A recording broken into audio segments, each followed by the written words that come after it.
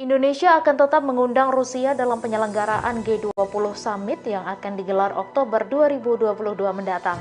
Kementerian Luar Negeri Indonesia menegaskan Presidensi Republik Indonesia akan tetap mengundang seluruh anggota G20 termasuk Rusia, sebagaimana ketentuan sebelumnya. Duta Besar Dian Triansyah-Jani mengatakan diplomasi Indonesia selalu berdasarkan prinsip dasar dan aturan prosedur yang berlaku, demikian juga di G20. Penegasan ini juga disepakati Satgas G20 RI, yakni Bank Indonesia, Kementerian Keuangan, Kementerian Perekonomian maupun Kementerian Luar Negeri Republik Indonesia. Di sisi lain, Jenderal Rusia kini kembali dikabarkan tewas dalam invasi yang terjadi. Jenderal Rusia yang kembali dikabarkan tewas diketahui adalah Letnan Jenderal Yakov Rezantsev. Ia dikabarkan gugur di hari ke-29 invasi Rusia atau Perang Putin pada Jumat 25 Maret 2022 dalam serangan rudal Ukraina. Letnan Jenderal Yakov Rezantsev menjadi jenderal ke-7 Rusia yang tewas dalam invasi Rusia. Lalu, untuk mengetahui informasi terkait pro kontra pengundangan Vladimir Putin hingga kabar tewasnya Letnan Jenderal Yakov Rezantsev, berikut informasinya untuk Anda. Indonesia ditetapkan sebagai ketua G20 yang akan diselenggarakan di Bali pada November 2022 mendatang. Dalam hal ini, Indonesia sebagai tuan rumah tidak akan memihak siapapun baik Rusia maupun Ukraina. Hal tersebut disampaikan seusai adanya seruan agar Rusia tidak diundang ke KTT G20 di Bali. Dikutip dari Kompas.com, Duta Besar Republik Indonesia untuk PBB Dian Triansyah-Jani menegaskan hal tersebut pada Kamis 24 Maret. Sebelumnya, ia membenarkan bahwa Presiden Vladimir Putin berencana menghadiri G20 di Indonesia. Negara-negara Barat disebut sedang menentukan sikap atas keanggotaan Rusia di G20, mengingat invasi ke Ukraina mengguncang pasar global. Sementara itu, Perdana Menteri Australia Scott Morrison mengatakan dengan mengizinkan Putin menghadiri KTT G20 merupakan langkah yang terlalu jauh bagi Indonesia. Mantan Perdana Menteri Inggris David Cameron juga meminta negara-negara Barat untuk memboikot KTT G20 jika Putin akan datang. Namun beberapa anggota G20 lainnya kemungkinan akan menolak larangan tersebut, dan China bersikeras bahwa Rusia adalah anggota penting G20. Dian menegaskan undangan untuk KTT telah dikirim pada 22 Februari 2022 sebelum invasi Rusia ke Ukraina dimulai. Dian lebih lanjut menggarisbawahi bahwa Indonesia akan fokus pada masalah ekonomi dan pemulihan global, mengingat G20 adalah forum ekonomi internasional utama yang menyiratkan bahwa topik invasi Rusia kemungkinan besar akan dijauhkan dari agenda.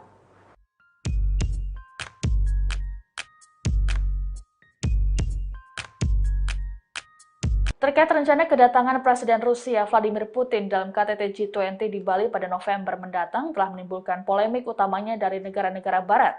Menteri Koordinator Bidang Kemaritiman dan Investasi atau Menko Marves Luhut Binsar Panjaitan pun buka suara terkait dengan hal ini.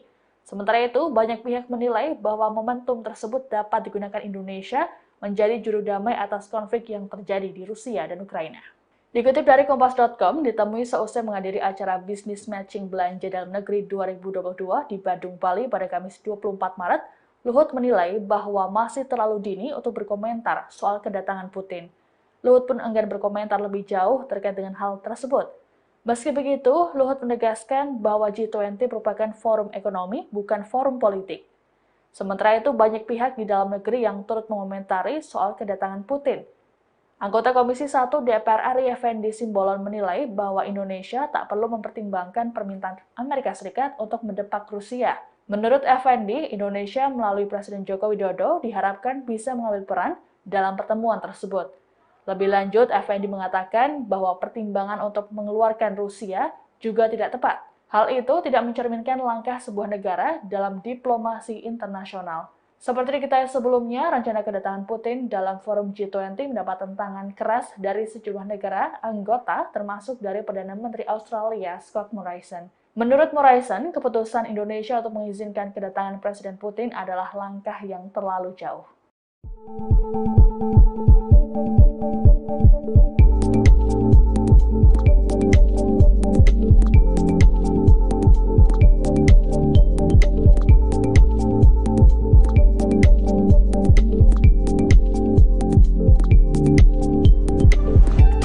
negara barat yang menolak kehadiran perwakilan Rusia dalam gelaran KTT G20 yang akan digelar di Bali, Indonesia mendatang. Namun Indonesia sebagai tuan rumah disebut tak akan membeda-bedakan negara dan akan tetap mengundang Rusia sebagai delegasi.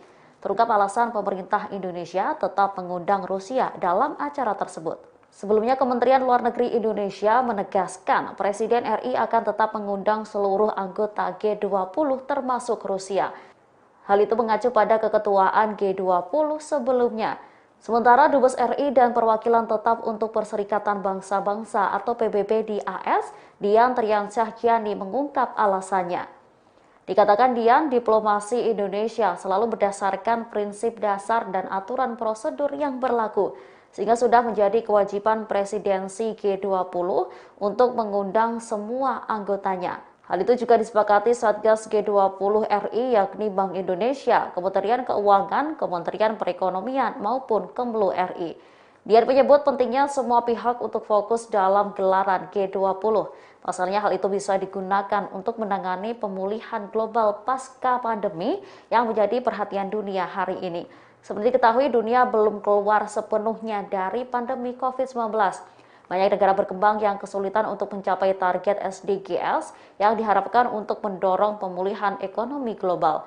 Sebelumnya, rencana Putin menghadiri konferensi tingkat tinggi atau KTT G20 di Indonesia diungkap oleh Duta Besar Rusia untuk Indonesia, Lyudmila Vorobyeva. Namun dikatakan Vorobyeva banyak organisasi yang mencoba untuk mengeluarkan atau mengucilkan Rusia. Oleh sebab itu, ia menilai reaksi negara-negara barat sangat tidak proporsional. Bahkan AS dan negara-negara barat lainnya telah mendorong agar Rusia dikeluarkan dari lembaga internasional termasuk G20.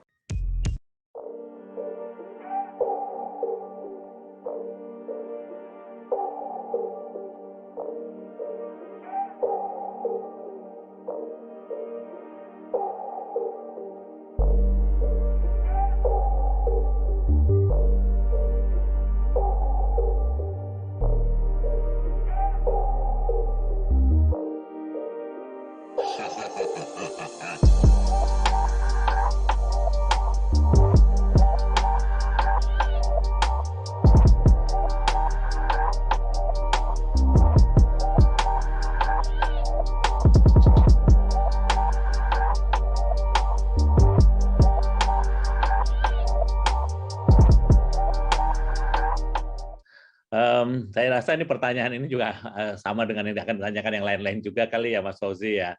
Jadi ya mungkin saya rasa jawaban semuanya kan kami di Satgas G20 ini kan kita saling koordinasi sangat erat nih antara teman-teman di BI, Keuangan, di Kemenko Perekonomian maupun kami di Kemlu.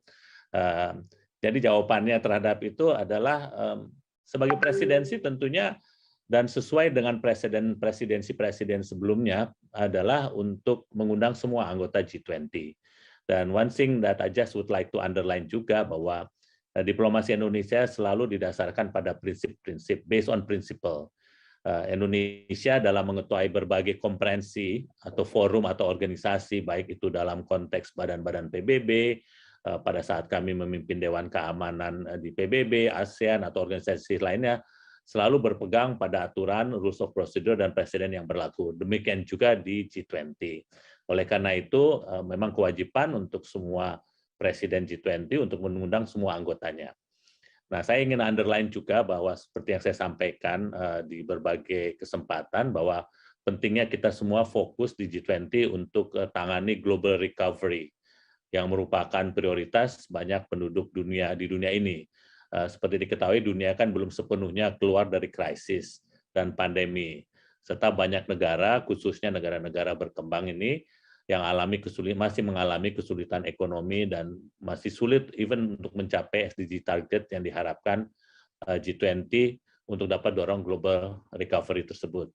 Jadi in short, I think kita akan continue melaksanakan tugas kita seperti halnya presidensi sebelumnya. Rencana kehadiran Presiden Rusia Vladimir Putin ke Indonesia dalam KTT G20 menuai pro kontra. Sejumlah negara sebelumnya tak setuju jika Rusia tetap diikutkan dalam acara bertaraf internasional tersebut. Pakar memprediksi apabila Putin tetap hadir, maka pemimpin Amerika Serikat dan sekutunya tidak akan hadir. Hal ini disampaikan pakar hubungan internasional dari Universitas Indonesia, Haryadi Wirawan. Amerika Serikat dan negara-negara sekutunya diprediksi hanya akan mengirim delegasi saja di KTT G20 itu. Sementara kepala negara atau kepala pemerintahannya kemungkinan besar tidak akan hadir. Dikutip dari Kompas.com, Haryadi juga memprediksi bahwa Amerika Serikat dan sekutunya akan meminta Indonesia untuk menunda pertemuan KTT G20 tersebut.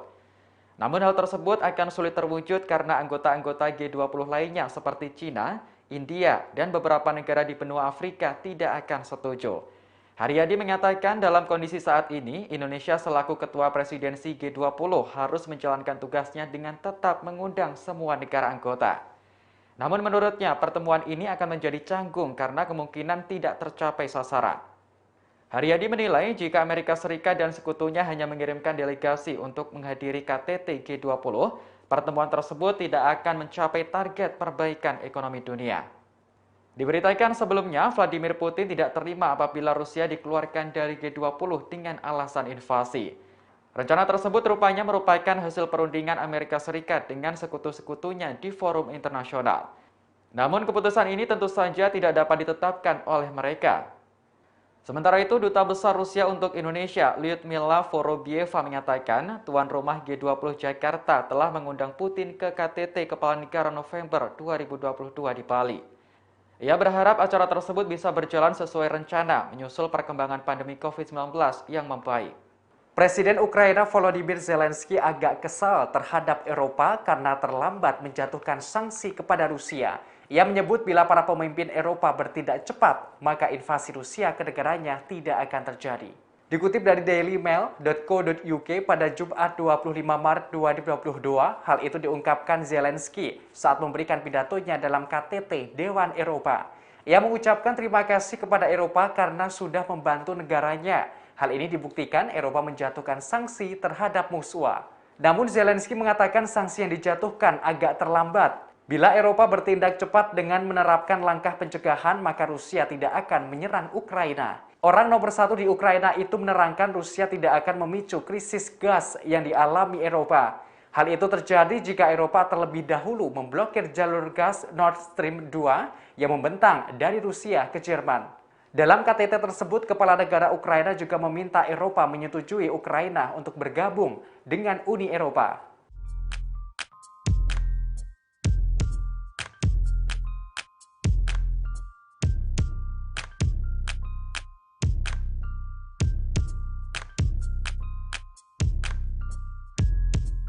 Seorang jenderal Rusia kembali tewas dalam peperangan dengan Ukraina. Jenderal Rusia yang tewas adalah Letnan Jenderal Yakov Rezantsev, 48 tahun. Hingga saat ini setidaknya sudah ada 7 jenderal Rusia yang gugur dalam invasi Rusia. Letnan Jenderal Yakov Rezantsev adalah komandan tentara gabungan ke-49 Distrik Militer Selatan. Padahal sebelumnya Letnan Jenderal Yakov sempat sesumbar meyakinkan pasukannya jika invasi Rusia hanya beberapa jam saja. Hal itu dikemukakan Letnan Jenderal Yakov kepada prajuritnya di hari keempat penugasan mereka dalam invasi Rusia ke Ukraina. Namun hingga saat ini militer Rusia belum mengkonfirmasi kematian Letnan Jenderal Yakov. Tak hanya ini saja, pihak Rusia sebelumnya juga enggan memberikan informasi terkait gugurnya para jenderal mereka. Sebelumnya, Ukraina juga telah menewaskan Wakil Komandan Armada Laut Hitam Rusia, Kapten peringkat 1 Andrei. Ia dikabarkan meninggal pada Sabtu 19 Maret 2022. Kematiannya dikonfirmasi oleh Gubernur Sevastopol Mikhail. Kemudian 4 jenderal Rusia yang juga telah dikonfirmasi meninggal yaitu Mayor Jenderal Oleg Mityaev. Ia tewas dalam pertempuran sengit di pinggiran kota Tenggara Mariupol bersama 7 perwira seniornya. Selanjutnya yaitu Mayor Jenderal Andrei Kolesnikov, Komandan Tentara ke-29 Distrik Timur Rusia. Lalu ada Mayor Jenderal Vitali Gerasimov, Kepala Staf dan Wakil Komandan Pertama Angkatan Darat ke-41 Distrik Militer Pusat Rusia. Dan yang terakhir ada Mayor Jenderal Andrei Sukhovetsky, Komandan Jenderal Divisi Lintas Udara ke-7 Rusia.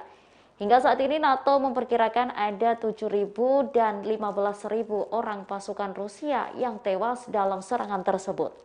Jenderal Rusia kini kembali dikabarkan tewas dalam invasi yang terjadi. Jenderal Rusia yang kembali dikabarkan tewas diketahui adalah Letnan Jenderal Yakov Rezantsev.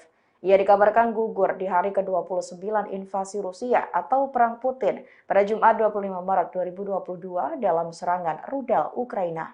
Letnan Jenderal Yakov Rezantsev menjadi jenderal ke-7 Rusia yang tewas dalam invasi Rusia. Padahal sebelumnya Letnan Jenderal Yakov juga sempat sesumbar meyakinkan pasukannya bahwa invasi Rusia hanya berlangsung beberapa jam saja.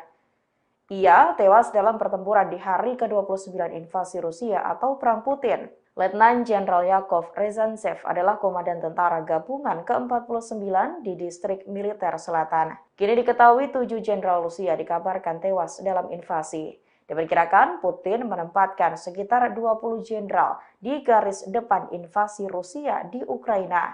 Banyaknya jenderal Rusia yang tewas di Ukraina diduga karena pasukan Rusia masih menggunakan peralatan komunikasi zaman dulu dan gampang disadap oleh Ukraina. Hingga saat ini militer Rusia belum mengkonfirmasi kematian Letnan Jenderal Yakov Rezantsev.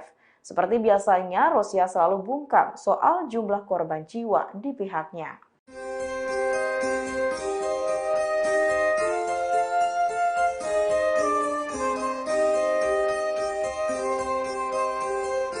Pasukan Rusia kembali melakukan penyerangan dengan menembakkan sejumlah rudal ke Ukraina.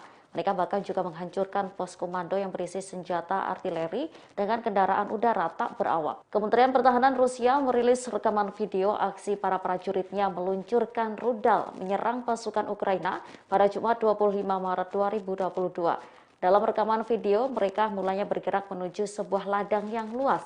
Mereka juga tampak berada dalam sebuah truk militer yang disebutkan memiliki persediaan senjata artileri.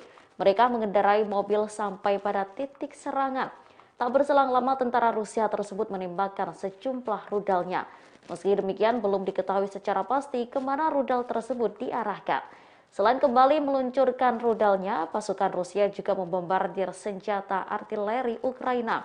Mulanya kendaraan udara tak berawak menetapkan lokasi posisi menembak, mengarahkan tembakan senjata presisi tinggi. Setelah itu pos komando dan bagian artileri dari baterai angkatan bersenjata Ukraina dihancurkan oleh tembakan tepat dari amunisi berpemandu presisi. Sejak invasi Rusia dimulai pada 24 Februari 2022, pasukan Putin telah banyak menggempur sejumlah wilayah Ukraina. Sejumlah fasilitas umum, tempat tinggal, hingga rumah sakit tak luput dari serangan. Meski demikian, ribuan pasukan Rusia juga dikabarkan banyak yang tumbang. Ukraina mengklaim pihaknya telah melumpuhkan 14.000 tentara Rusia dan menghancurkan ratusan kendaraan militer mereka. Juru bicara Kremlin, Dmitry Peskov buka suara menanggapi upaya pendebakan Rusia dari G20 oleh negara-negara Barat. Menurut Peskov, tindakan tersebut tidak berakibat terlalu buruk untuk Rusia. Diketahui upaya pengusiran Rusia dari G20 imbas dari invasi ke Ukraina. Seperti diketahui, Amerika Serikat bersikeras menolak Rusia untuk datang ke KTT G20 di Bali pada November mendatang. Hal ini menyusul rencana Presiden Vladimir Putin yang akan datang. Presiden Amerika Serikat Joe Biden bahkan meminta Ukraina turut diundang apabila Indonesia dan negara-negara lain tetap mengizinkan Rusia ada di G20. Dikutip dari kantor berita Rusia TASS Jumat 25 Maret, Dmitry Peskov mengatakan bahwa tak akan ada hal yang fatal terkait sikap Amerika Serikat tersebut bagi Rusia. Lebih lanjut, Peskov berujar bahwa dunia jauh lebih beragam dibandingkan dengan Amerika Serikat dan Eropa. Meski begitu, Peskov mengatakan Rusia tetap berpedoman pada sikap negara-negara anggota G20 lainnya.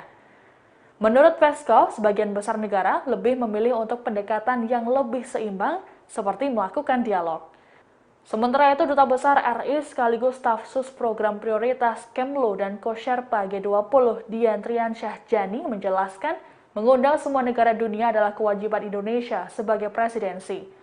Hal tersebut berlaku tak hanya di G20 saja, tapi juga semua forum organisasi internasional.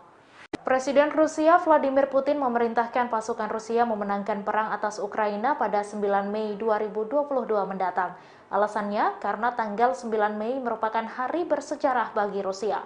Klaim perintah Putin tersebut berasal dari anggota staf jenderal angkatan bersenjata Rusia di Ukraina. Dilansir dari Pravda News, pasukan Rusia disebut telah melanggar aturan peperangan dan para pasukannya menghancurkan infrastruktur dari desa dan kota. Sementara itu, tanggal 9 Mei merupakan hari bersejarah bagi Rusia karena dirayakan sebagai akhir Perang Dunia II. Biasanya di Moskow, hari tersebut akan dirayakan dengan parade militer.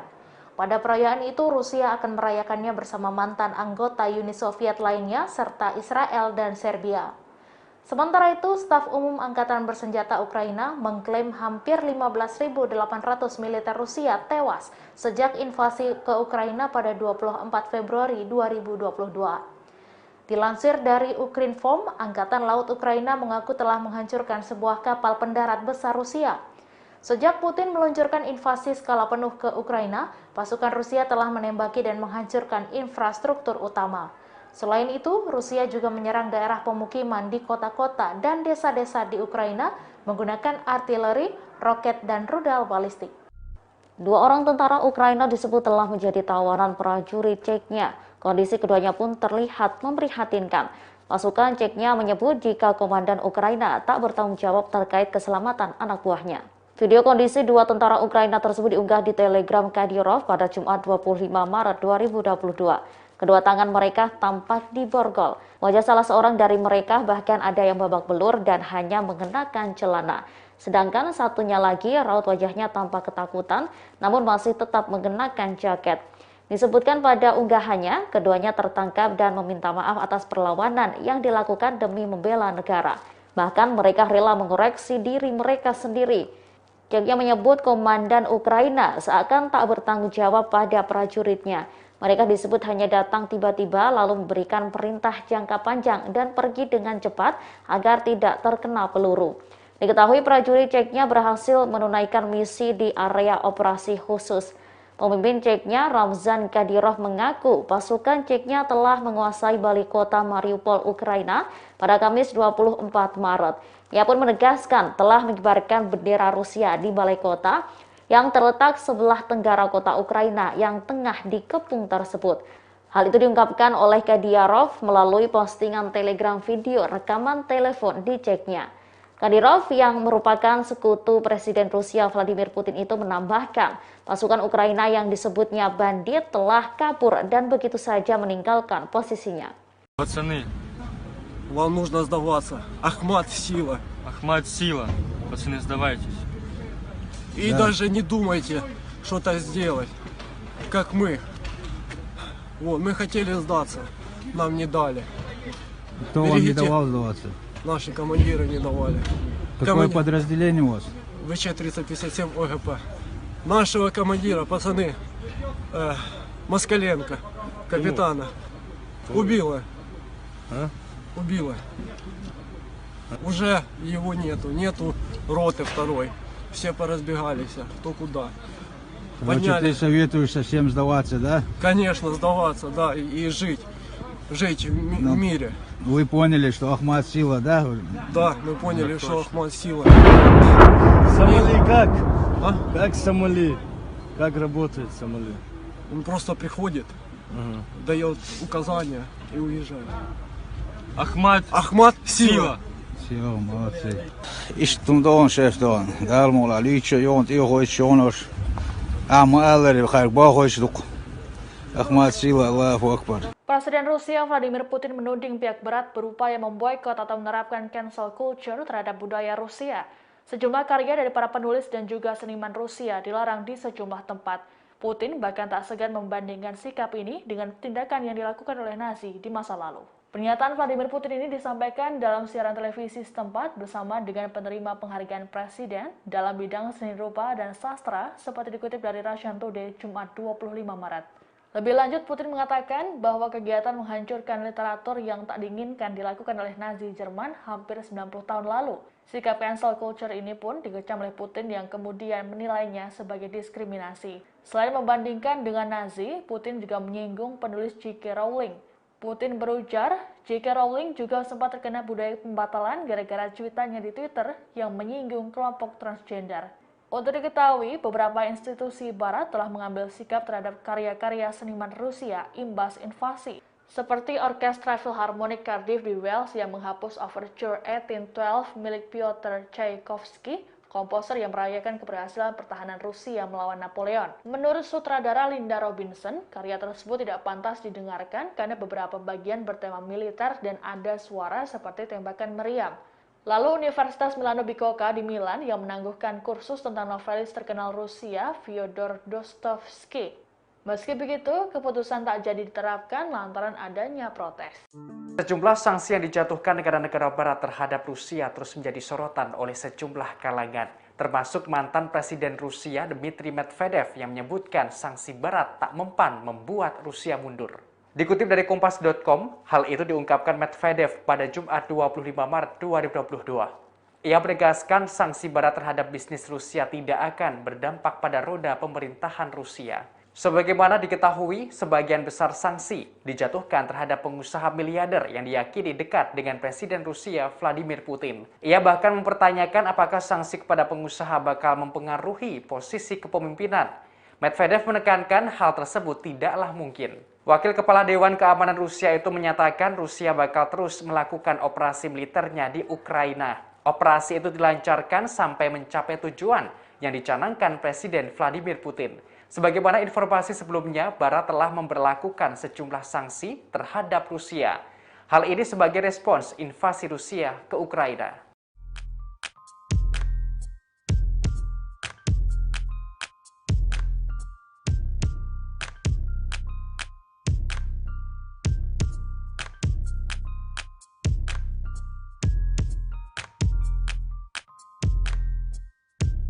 Kantor Kepresidenan Ukraina merilis sebuah video di tengah invasi Rusia yang masih berlangsung.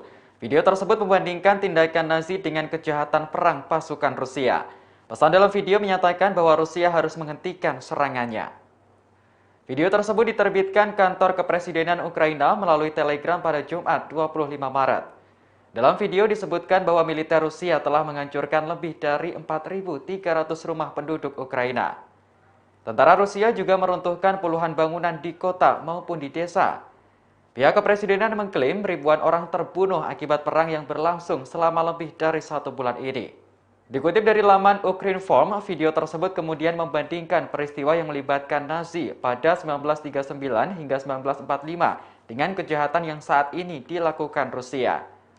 Penulis kemudian mengakhiri video dengan seruan hentikan fasisme Rusia.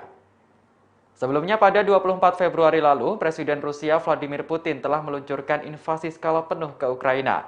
Putin menyebutnya sebagai operasi militer khusus. Setelah invasi dimulai, pasukan Rusia menembaki dan menghancurkan infrastruktur utama. Selain itu, mereka juga menyerang permukiman di kota-kota dan desa-desa Ukraina menggunakan artileri, roket, dan rudal balistik. Darurat militer pun diberlakukan di Ukraina, bahkan mobilisasi umum turut diumumkan.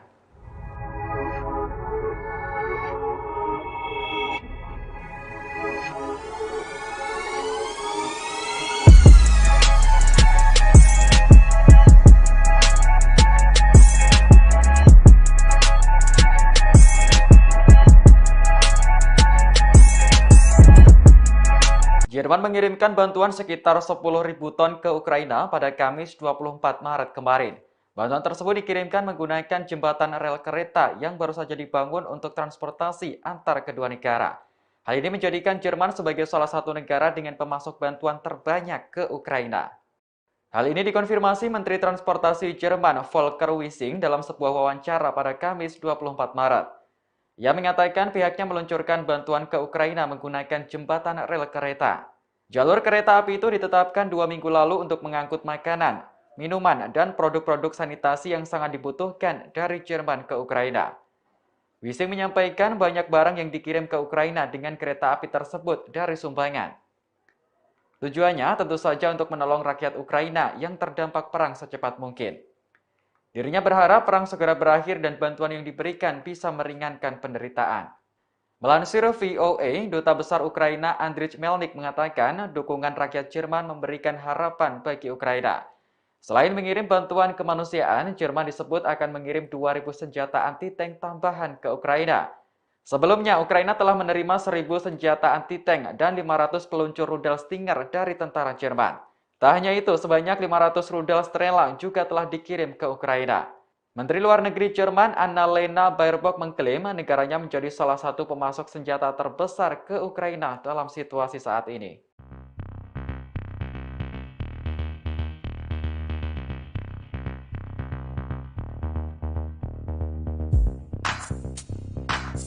Agresi militer yang dilancarkan Rusia ke wilayah Ukraina hingga kini masih berlangsung. Namun informasi terkini pihak Rusia mengklaim sejumlah daerah Ukraina kembali normal. Daerah itu disebut telah dibebaskan Rusia. Dikutip dari Kompas.com pada Jumat 25 Maret 2022, hal itu dikemukakan oleh juru bicara Kementerian Luar Negeri Rusia, Maria Zakharova. Ia mengklaim operasi militer khusus Rusia telah merencanakan sejumlah daerah Ukraina untuk kembali normal, terutama daerah-daerah yang dibebaskan Rusia. Akan tetapi tidak disebutkan dengan jelas beberapa daerah yang dibebaskan itu. Namun klaim tersebut dibantah oleh sebagian besar analis dan pemerintah Barat. Mereka menilai Presiden Rusia Vladimir Putin sebenarnya tidak pernah merencanakan hal tersebut. Sementara itu, Presiden Ukraina Volodymyr Zelensky melakukan permintaan kepada para pemimpin NATO yang mengadakan pertemuan di Brussels, Belgia. Zelensky menerangkan Ukraina hanya membutuhkan sebagian kecil dari kekuatan gabungan aliansi. Ia menyebut NATO memiliki ribuan jet tempur, akan tetapi Zelensky mengatakan NATO belum memberikan satu jet tersebut kepada Ukraina. Ia juga meminta NATO agar negaranya diberikan bantuan tank untuk membuka pemblokiran Rusia di sejumlah kota. Untuk itu, Zelensky mendesak para pemimpin NATO membuat keputusan untuk membantu negaranya. Terima kasih sudah nonton. Jangan lupa like, subscribe, dan share ya!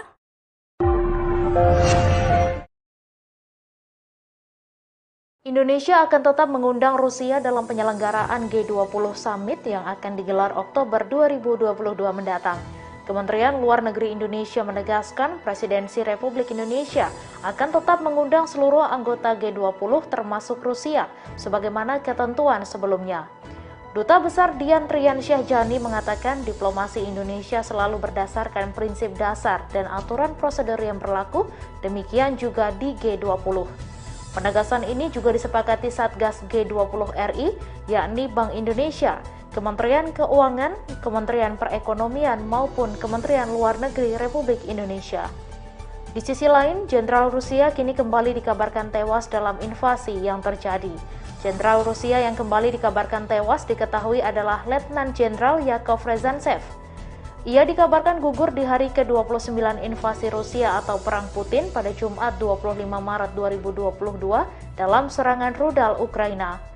Letnan Jenderal Yakov Rezantsev menjadi jenderal ke-7 Rusia yang tewas dalam invasi Rusia.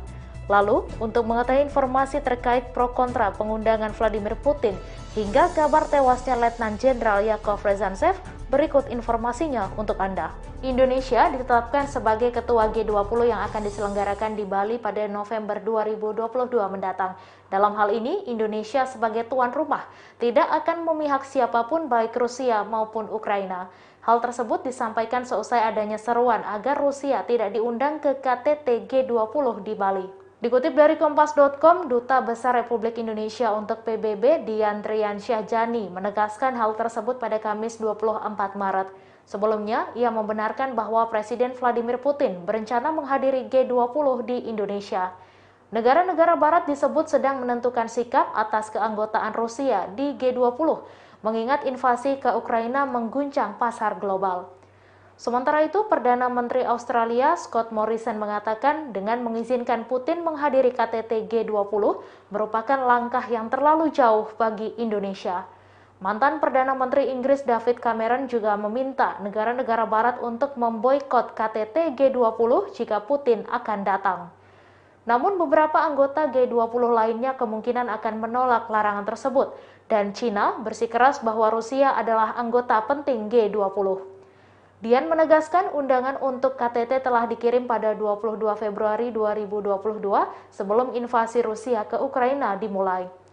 Dian lebih lanjut menggarisbawahi bahwa Indonesia akan fokus pada masalah ekonomi dan pemulihan global, mengingat G20 adalah forum ekonomi internasional utama yang menyiratkan bahwa topik invasi Rusia kemungkinan besar akan dijauhkan dari agenda.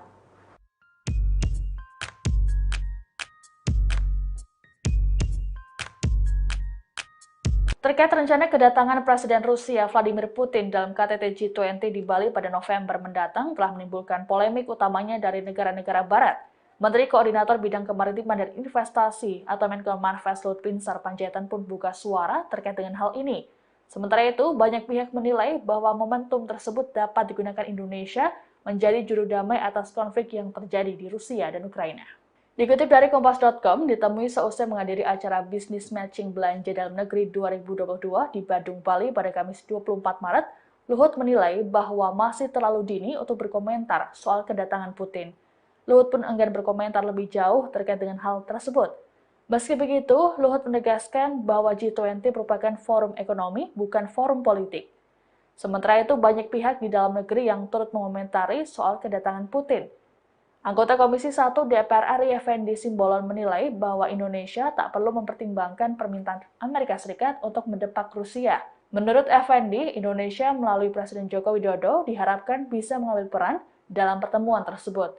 Lebih lanjut, Effendi mengatakan bahwa pertimbangan untuk mengeluarkan Rusia juga tidak tepat. Hal itu tidak mencerminkan langkah sebuah negara dalam diplomasi internasional. Seperti diketahui sebelumnya, rencana kedatangan Putin dalam forum G20 mendapat tentangan keras dari sejumlah negara anggota, termasuk dari Perdana Menteri Australia, Scott Morrison. Menurut Morrison, keputusan Indonesia untuk mengizinkan kedatangan Presiden Putin adalah langkah yang terlalu jauh.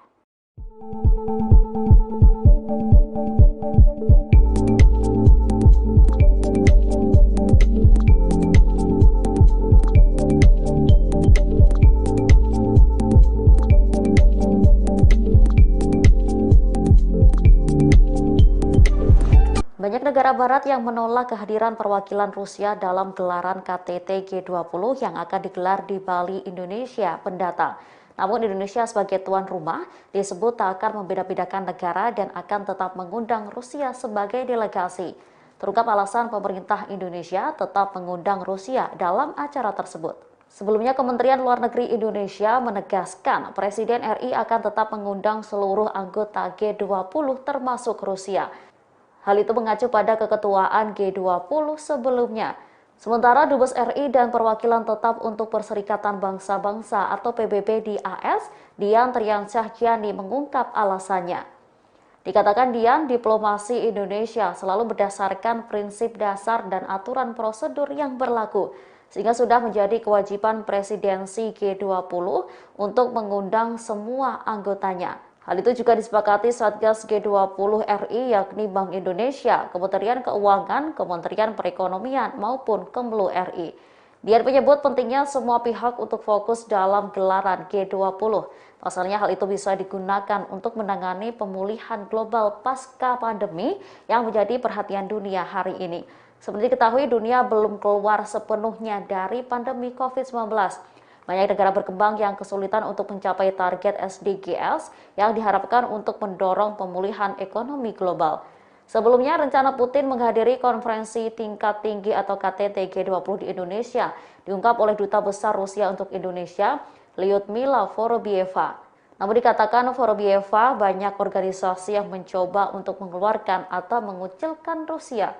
Oleh sebab itu, ia menilai reaksi negara-negara Barat sangat tidak proporsional. Bahkan AS dan negara-negara Barat lainnya telah mendorong agar Rusia dikeluarkan dari lembaga internasional termasuk G20.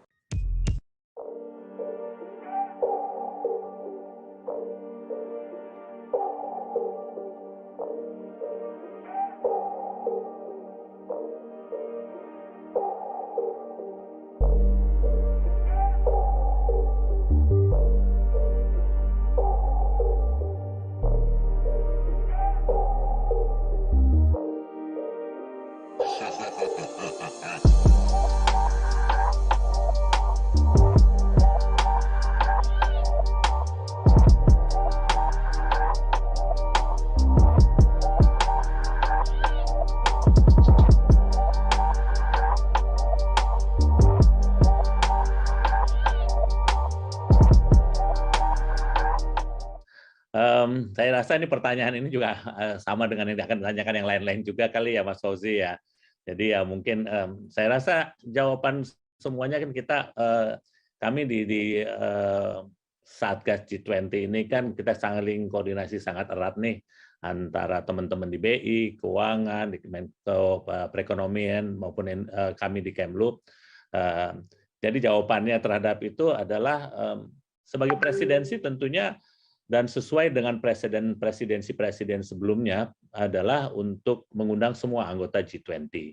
Dan one thing that I just would like to underline juga bahwa diplomasi Indonesia selalu didasarkan pada prinsip-prinsip, based on principle.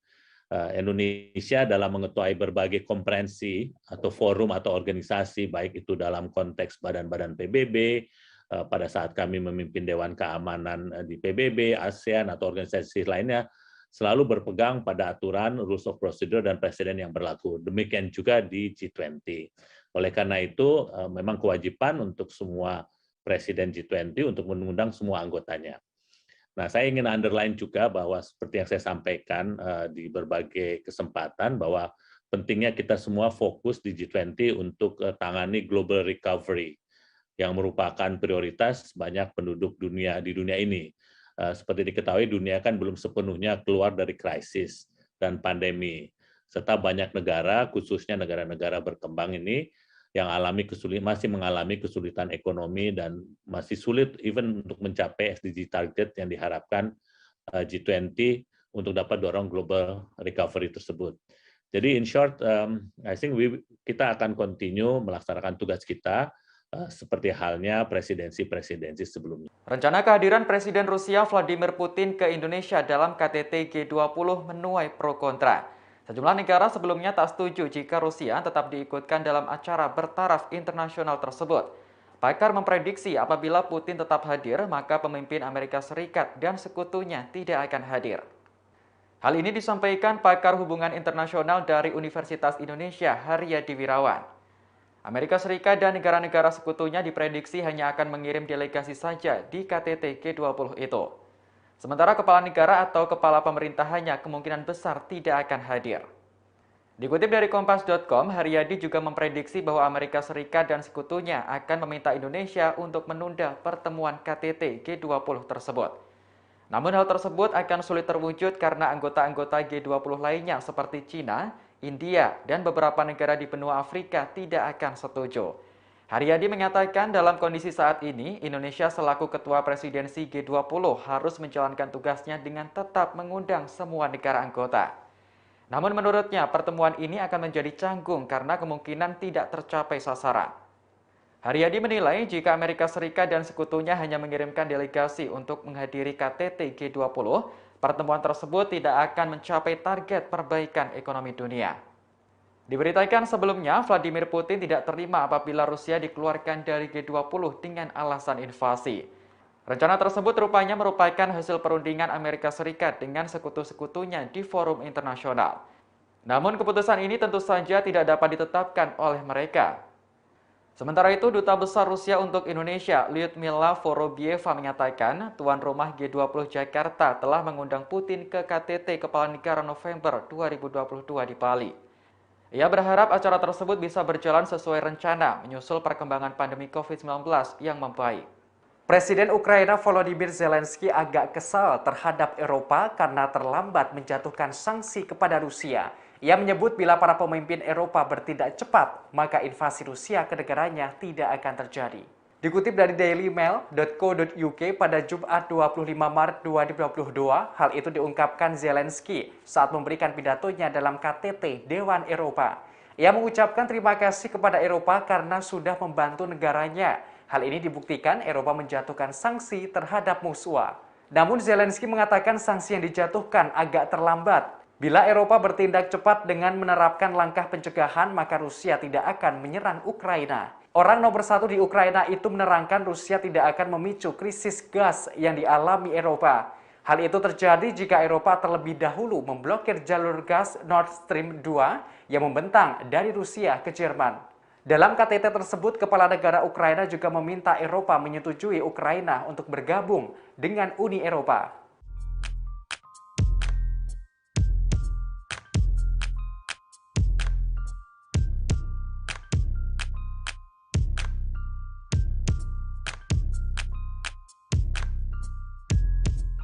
Seorang jenderal Rusia kembali tewas dalam peperangan dengan Ukraina. Jenderal Rusia yang tewas adalah Letnan Jenderal Yakov Rezantsev, 48 tahun.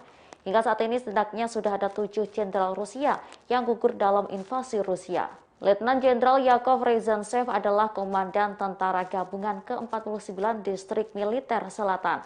Padahal sebelumnya Letnan Jenderal Yakov sempat sesumbar meyakinkan pasukannya jika invasi Rusia hanya beberapa jam saja. Hal itu dikemukakan Letnan Jenderal Yakov kepada prajuritnya di hari keempat penugasan mereka dalam invasi Rusia ke Ukraina. Namun hingga saat ini militer Rusia belum mengkonfirmasi kematian Letnan Jenderal Yakov. Tak hanya ini saja, pihak Rusia sebelumnya juga enggan memberikan informasi terkait gugurnya para jenderal mereka. Sebelumnya, Ukraina juga telah menewaskan Wakil Komandan Armada Laut Hitam Rusia, Kapten peringkat 1 Andrei. Ia dikabarkan meninggal pada Sabtu 19 Maret 2022. Kematiannya dikonfirmasi oleh Gubernur Sevastopol Mikhail. Kemudian 4 jenderal Rusia yang juga telah dikonfirmasi meninggal yaitu Mayor Jenderal Oleg Mityaev. Ia tewas dalam pertempuran sengit di pinggiran kota Tenggara Mariupol bersama 7 perwira seniornya. Selanjutnya yaitu Mayor Jenderal Andrei Kolesnikov, Komandan Tentara ke-29 Distrik Timur Rusia. Lalu ada Mayor Jenderal Vitali Gerasimov, Kepala Staf dan Wakil Komandan Pertama Angkatan Darat ke-41 Distrik Militer Pusat Rusia. Dan yang terakhir ada Mayor Jenderal Andrei Sukhovetsky, Komandan Jenderal Divisi Lintas Udara ke-7 Rusia. Hingga saat ini NATO memperkirakan ada 7.000 dan 15.000 orang pasukan Rusia yang tewas dalam serangan tersebut. Jenderal Rusia kini kembali dikabarkan tewas dalam invasi yang terjadi. Jenderal Rusia yang kembali dikabarkan tewas diketahui adalah Letnan Jenderal Yakov Rezantsev. Ia dikabarkan gugur di hari ke-29 invasi Rusia atau Perang Putin pada Jumat 25 Maret 2022 dalam serangan rudal Ukraina. Letnan Jenderal Yakov Rezantsev menjadi jenderal ke-7 Rusia yang tewas dalam invasi Rusia. Padahal sebelumnya Letnan Jenderal Yakov juga sempat sesumbar meyakinkan pasukannya bahwa invasi Rusia hanya berlangsung beberapa jam saja. Ia tewas dalam pertempuran di hari ke-29 invasi Rusia atau Perang Putin. Letnan Jenderal Yakov Rezantsev adalah komandan tentara gabungan ke-49 di Distrik Militer Selatan. Kini diketahui 7 jenderal Rusia dikabarkan tewas dalam invasi. Diperkirakan Putin menempatkan sekitar 20 jenderal di garis depan invasi Rusia di Ukraina. Banyaknya jenderal Rusia yang tewas di Ukraina diduga karena pasukan Rusia masih menggunakan peralatan komunikasi zaman dulu dan gampang disadap oleh Ukraina. Hingga saat ini militer Rusia belum mengkonfirmasi kematian Letnan Jenderal Yakov Rezantsev. Seperti biasanya, Rusia selalu bungkam soal jumlah korban jiwa di pihaknya.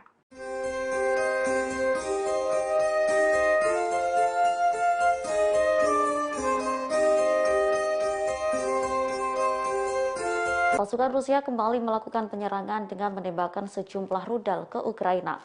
Mereka bahkan juga menghancurkan pos komando yang berisi senjata artileri dengan kendaraan udara tak berawak. Kementerian Pertahanan Rusia merilis rekaman video aksi para prajuritnya meluncurkan rudal menyerang pasukan Ukraina pada Jumat 25 Maret 2022. Dalam rekaman video, mereka mulanya bergerak menuju sebuah ladang yang luas. Mereka juga tampak berada dalam sebuah truk militer yang disebutkan memiliki persediaan senjata artileri. Mereka mengendarai mobil sampai pada titik serangan. Tak berselang lama tentara Rusia tersebut menembakkan sejumlah rudalnya. Meski demikian belum diketahui secara pasti kemana rudal tersebut diarahkan. Selain kembali meluncurkan rudalnya, pasukan Rusia juga membombardir senjata artileri Ukraina. Mulanya kendaraan udara tak berawak menetapkan lokasi posisi menembak, mengarahkan tembakan senjata presisi tinggi. Setelah itu pos komando dan bagian artileri dari baterai angkatan bersenjata Ukraina dihancurkan oleh tembakan tepat dari amunisi berpemandu presisi. Sejak invasi Rusia dimulai pada 24 Februari 2022, pasukan Putin telah banyak menggempur sejumlah wilayah Ukraina. Sejumlah fasilitas umum, tempat tinggal, hingga rumah sakit tak luput dari serangan. Meski demikian, ribuan pasukan Rusia juga dikabarkan banyak yang tumbang. Ukraina mengklaim pihaknya telah melumpuhkan 14.000 tentara Rusia dan menghancurkan ratusan kendaraan militer mereka. Juru bicara Kremlin Dmitry Peskov buka suara menanggapi upaya pendebakan Rusia dari G20 oleh negara-negara Barat. Menurut Peskov, tindakan tersebut tidak berakibat terlalu buruk untuk Rusia. Diketahui upaya pengusiran Rusia dari G20 imbas dari invasi ke Ukraina. Seperti diketahui, Amerika Serikat bersikeras menolak Rusia untuk datang ke KTT G20 di Bali pada November mendatang. Hal ini menyusul rencana Presiden Vladimir Putin yang akan datang. Presiden Amerika Serikat Joe Biden bahkan meminta Ukraina turut diundang apabila Indonesia dan negara-negara lain tetap mengizinkan Rusia ada di G20. Dikutip dari kantor berita Rusia TASS Jumat 25 Maret, Dmitry Peskov mengatakan bahwa tak akan ada hal yang fatal terkait sikap Amerika Serikat tersebut bagi Rusia. Lebih lanjut, Peskov berujar bahwa dunia jauh lebih beragam dibandingkan dengan Amerika Serikat dan Eropa. Meski begitu, Peskov mengatakan Rusia tetap berpedoman pada sikap negara-negara anggota G20 lainnya. Menurut Peskov, sebagian besar negara lebih memilih untuk pendekatan yang lebih seimbang seperti melakukan dialog. Sementara itu, Duta Besar RI sekaligus staf sus program prioritas Kemlu dan Co-Sherpa G20 Dian Triansyah Jani menjelaskan mengundang semua negara dunia adalah kewajiban Indonesia sebagai presidensi. Hal tersebut berlaku tak hanya di G20 saja, tapi juga semua forum organisasi internasional. Presiden Rusia Vladimir Putin memerintahkan pasukan Rusia memenangkan perang atas Ukraina pada 9 Mei 2022 mendatang. Alasannya karena tanggal 9 Mei merupakan hari bersejarah bagi Rusia. Klaim perintah Putin tersebut berasal dari anggota staf jenderal angkatan bersenjata Rusia di Ukraina. Dilansir dari Pravda News, pasukan Rusia disebut telah melanggar aturan peperangan dan para pasukannya menghancurkan infrastruktur dari desa dan kota. Sementara itu, tanggal 9 Mei merupakan hari bersejarah bagi Rusia karena dirayakan sebagai akhir Perang Dunia II. Biasanya di Moskow, hari tersebut akan dirayakan dengan parade militer. Pada perayaan itu, Rusia akan merayakannya bersama mantan anggota Uni Soviet lainnya serta Israel dan Serbia. Sementara itu, staf umum Angkatan Bersenjata Ukraina mengklaim hampir 15.800 militer Rusia tewas sejak invasi ke Ukraina pada 24 Februari 2022. Dilansir dari Ukrinform, Angkatan Laut Ukraina mengaku telah menghancurkan sebuah kapal pendarat besar Rusia. Sejak Putin meluncurkan invasi skala penuh ke Ukraina, pasukan Rusia telah menembaki dan menghancurkan infrastruktur utama. Selain itu, Rusia juga menyerang daerah pemukiman di kota-kota dan desa-desa di Ukraina menggunakan artileri, roket, dan rudal balistik. 2 orang tentara Ukraina disebut telah menjadi tawanan prajurit Ceknya. Kondisi keduanya pun terlihat memprihatinkan. Pasukan Ceknya menyebut jika komandan Ukraina tak bertanggung jawab terkait keselamatan anak buahnya. Video kondisi 2 tentara Ukraina tersebut diunggah di Telegram Kadyrov pada Jumat 25 Maret 2022. Kedua tangan mereka tampak diborgol. Wajah salah seorang dari mereka bahkan ada yang babak belur dan hanya mengenakan celana. Sedangkan satunya lagi raut wajahnya tampak ketakutan namun masih tetap mengenakan jaket. Disebutkan pada unggahannya, keduanya tertangkap dan meminta maaf atas perlawanan yang dilakukan demi membela negara. Bahkan mereka rela mengoreksi diri mereka sendiri. Ceknya menyebut komandan Ukraina seakan tak bertanggung jawab pada prajuritnya.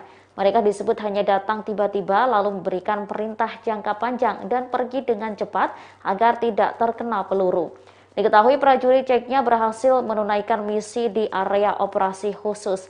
Pemimpin Ceknya, Ramzan Kadyrov, mengaku pasukan Ceknya telah menguasai balik kota Mariupol, Ukraina pada Kamis 24 Maret. Ia pun menegaskan telah mengibarkan bendera Rusia di balai kota yang terletak sebelah tenggara kota Ukraina yang tengah dikepung tersebut. Hal itu diungkapkan oleh Kadyrov melalui postingan Telegram video rekaman telepon di Ceknya. Kadyrov yang merupakan sekutu Presiden Rusia Vladimir Putin itu menambahkan pasukan Ukraina yang disebutnya bandit telah kabur dan begitu saja meninggalkan posisinya. Пацаны, Вам нужно сдаваться. Ахмат сила. Ахмат сила. Пацаны, сдавайтесь. И даже не думайте что-то сделать, как мы. Вот, мы хотели сдаться, нам не дали. Кто вам не давал сдаваться? Наши командиры не давали. Какое подразделение у вас? ВЧ-357 ОГП. Нашего командира, пацаны, Москаленко, капитана, убила. Убила. Уже его нету роты второй. Все поразбегались, кто куда. Короче, ты советуешь совсем сдаваться, да? Конечно, сдаваться, да, и жить в мире. Вы поняли, что Ахмат сила, да? Да, мы поняли, что Ахмат сила. Сомали как? А? Как Сомали? Как работает Сомали? Он просто приходит, дает указания и уезжает. Ахмат сила. Сила, молодцы. Istum don chefton, dalmola licho yont ihoich shonosh. Amma aller khair bahoich duk. Ahmad sila Allahu Akbar. Presiden Rusia Vladimir Putin menuding pihak barat berupaya memboikot atau menerapkan cancel culture terhadap budaya Rusia. Sejumlah karya dari para penulis dan juga seniman Rusia dilarang di sejumlah tempat. Putin bahkan tak segan membandingkan sikap ini dengan tindakan yang dilakukan oleh Nazi di masa lalu. Pernyataan Vladimir Putin ini disampaikan dalam siaran televisi setempat bersama dengan penerima penghargaan presiden dalam bidang seni rupa dan sastra seperti dikutip dari Russian Today Jumat 25 Maret. Lebih lanjut, Putin mengatakan bahwa kegiatan menghancurkan literatur yang tak diinginkan dilakukan oleh Nazi Jerman hampir 90 tahun lalu. Sikap cancel culture ini pun dikecam oleh Putin yang kemudian menilainya sebagai diskriminasi. Selain membandingkan dengan Nazi, Putin juga menyinggung penulis J.K. Rowling.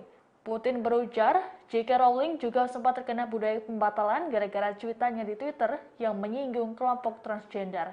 Untuk diketahui, beberapa institusi barat telah mengambil sikap terhadap karya-karya seniman Rusia imbas invasi, seperti Orkestra Philharmonic Cardiff di Wales yang menghapus Overture 1812 milik Pyotr Tchaikovsky, komposer yang merayakan keberhasilan pertahanan Rusia melawan Napoleon. Menurut sutradara Linda Robinson, karya tersebut tidak pantas didengarkan karena beberapa bagian bertema militer dan ada suara seperti tembakan meriam.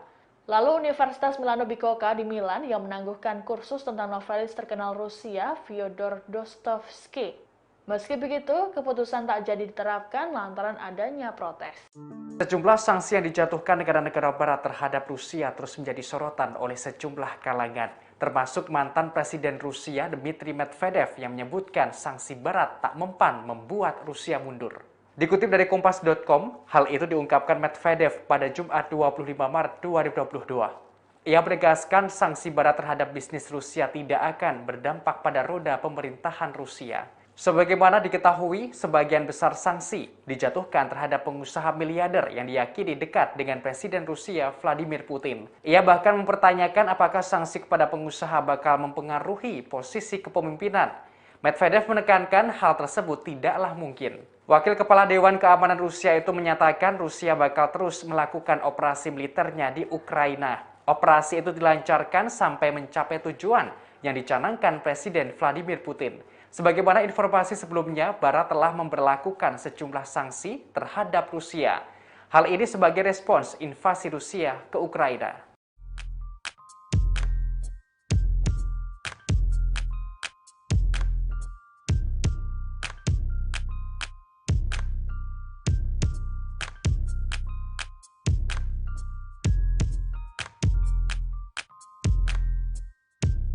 Kantor Kepresidenan Ukraina merilis sebuah video di tengah invasi Rusia yang masih berlangsung. Video tersebut membandingkan tindakan Nazi dengan kejahatan perang pasukan Rusia. Pesan dalam video menyatakan bahwa Rusia harus menghentikan serangannya. Video tersebut diterbitkan Kantor Kepresidenan Ukraina melalui Telegram pada Jumat 25 Maret. Dalam video disebutkan bahwa militer Rusia telah menghancurkan lebih dari 4.300 rumah penduduk Ukraina. Tentara Rusia juga meruntuhkan puluhan bangunan di kota maupun di desa. Pihak kepresidenan mengklaim ribuan orang terbunuh akibat perang yang berlangsung selama lebih dari 1 bulan ini. Dikutip dari laman Ukrinform, video tersebut kemudian membandingkan peristiwa yang melibatkan Nazi pada 1939 hingga 1945 dengan kejahatan yang saat ini dilakukan Rusia. Penulis kemudian mengakhiri video dengan seruan hentikan fasisme Rusia. Sebelumnya pada 24 Februari lalu, Presiden Rusia Vladimir Putin telah meluncurkan invasi skala penuh ke Ukraina. Putin menyebutnya sebagai operasi militer khusus. Setelah invasi dimulai, pasukan Rusia menembaki dan menghancurkan infrastruktur utama. Selain itu, mereka juga menyerang permukiman di kota-kota dan desa-desa Ukraina menggunakan artileri, roket, dan rudal balistik. Darurat militer pun diberlakukan di Ukraina, bahkan mobilisasi umum turut diumumkan.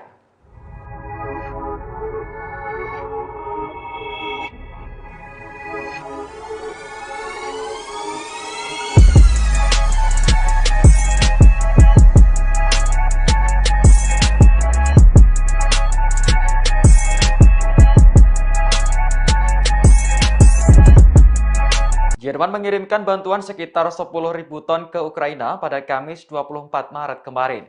Bantuan tersebut dikirimkan menggunakan jembatan rel kereta yang baru saja dibangun untuk transportasi antar kedua negara. Hal ini menjadikan Jerman sebagai salah satu negara dengan pemasok bantuan terbanyak ke Ukraina. Hal ini dikonfirmasi Menteri Transportasi Jerman Volker Wissing dalam sebuah wawancara pada Kamis 24 Maret. Ia mengatakan pihaknya meluncurkan bantuan ke Ukraina menggunakan jembatan rel kereta. Jalur kereta api itu ditetapkan 2 minggu lalu untuk mengangkut makanan, minuman, dan produk-produk sanitasi yang sangat dibutuhkan dari Jerman ke Ukraina.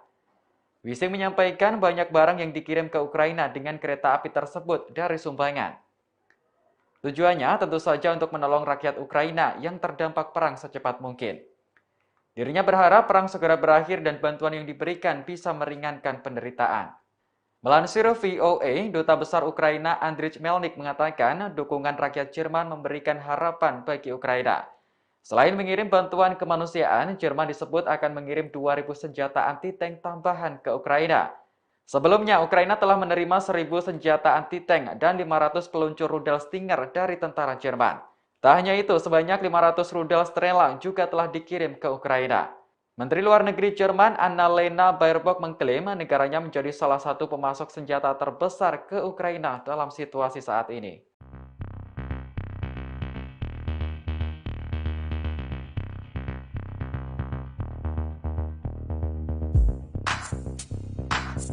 Agresi militer yang dilancarkan Rusia ke wilayah Ukraina hingga kini masih berlangsung. Namun informasi terkini pihak Rusia mengklaim sejumlah daerah Ukraina kembali normal. Daerah itu disebut telah dibebaskan Rusia. Dikutip dari Kompas.com pada Jumat 25 Maret 2022, hal itu dikemukakan oleh juru bicara Kementerian Luar Negeri Rusia, Maria Zakharova.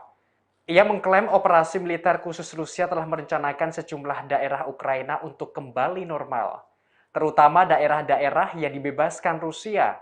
Akan tetapi tidak disebutkan dengan jelas beberapa daerah yang dibebaskan itu. Namun klaim tersebut dibantah oleh sebagian besar analis dan pemerintah Barat. Mereka menilai Presiden Rusia Vladimir Putin sebenarnya tidak pernah merencanakan hal tersebut. Sementara itu, Presiden Ukraina Volodymyr Zelensky melakukan permintaan kepada para pemimpin NATO yang mengadakan pertemuan di Brussels, Belgia. Zelensky menerangkan Ukraina hanya membutuhkan sebagian kecil dari kekuatan gabungan aliansi. Ia menyebut NATO memiliki ribuan jet tempur, akan tetapi Zelensky mengatakan NATO belum memberikan satu jet tersebut kepada Ukraina. Ia juga meminta NATO agar negaranya diberikan bantuan tank untuk membuka pemblokiran Rusia di sejumlah kota. Untuk itu, Zelensky mendesak para pemimpin NATO membuat keputusan untuk membantu negaranya. Terima kasih sudah nonton. Jangan lupa like, subscribe, dan share ya!